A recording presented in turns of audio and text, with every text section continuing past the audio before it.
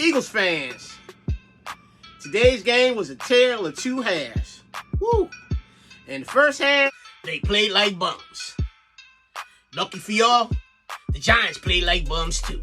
Jalen Hurts played awful. He only completed 7 of 17 passes for 94 yards, fumbled again, and damn near threw an early interception. Yeah, I was screaming for Sirianni to put Mishaw in after Hurts failed to see Dallas Goedert wide open in the end zone. But in the second half, Hurts turned it around. The Pro Bowl alternate completed 10 of 12 passes for 106 yards and 2 touchdowns. And the Giants were still bums.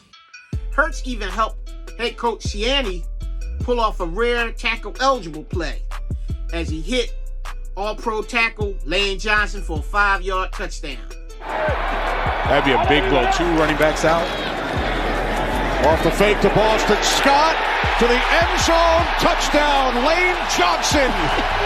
The right tackle. Is he going to get up there, Kenny? Oh, he can't get up there. The Eagles managed to score 31 second-half points.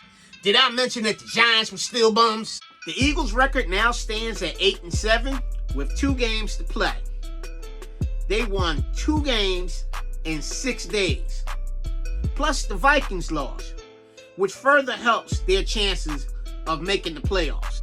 Add to that, y'all play that bum-ass Washington team again. Y'all might just look up and sneak into the playoff. Bro, why are you such a hater? Because I get a kick out of making your voice go up high.